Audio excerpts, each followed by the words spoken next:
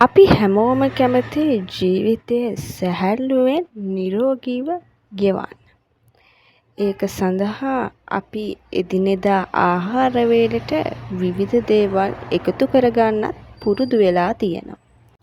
බොහෝ අයට තියෙන ප්‍රශ්නයක් තමයි තමන්ගේ සිරුරේ බර වැඩිවීම.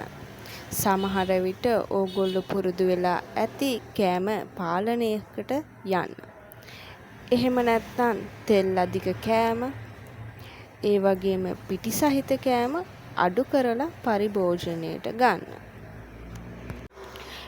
ඒ වගේම අද සමාජයේ බොහෝ අයට තියෙන බහුල රෝගයක් තමයි ඩයබටික්ස්. එහෙම නැත්නම් අපි ගෙදර ව්‍යවහාරයේදී භාවිතා කරන සීනි. මේ සීනි මට්ටම පාලනය කරගන්නත් අද මම ඕගොල්ලන්ට හඳුන්වලා චියා ඇට එහෙම නැත්නම් චියා සීඩ්ස් මගින් පුළුවන් වෙයි. හෘද රෝග තියෙන අයටත් විශේෂයෙන්ම මෙම චියා සීඩ්ස් තමන්ගේ කෑමට එකතු කර ගැනීම ඉතාමත් ගුණදායක වෙනවා.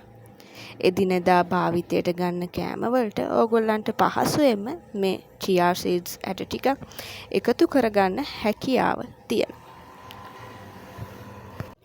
චියා සීඩ්ස් ඇට මේස හැන්දක් පමණ අරගෙන වතුර ලීටර භාගයකට විතර දාලා විනාඩි 10ක් 15ක් තියලා ඕගොල්ලන්ට පුළුවන් කෑමට ගන්න.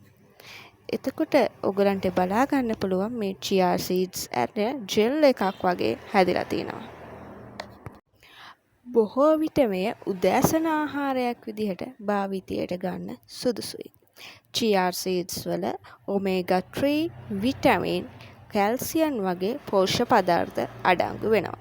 ඒ වගේම හෘද රෝග, දියවැඩියාව, අතිරුධිර පීඩනය වැනි භයානක රෝග සඳහාද මෙම චියා සීඩ්ස් ආහාරයට ගැනීමෙන් එම රෝග පාලනය කර ගැනීමට හැකියාව ලැබෙනවා. ඉතින් ඔබටත් පුළුවන් නිරෝගී ජීවිතයකට චියා සීඩ්ස් ආහාරයට එකතු කරගන්න.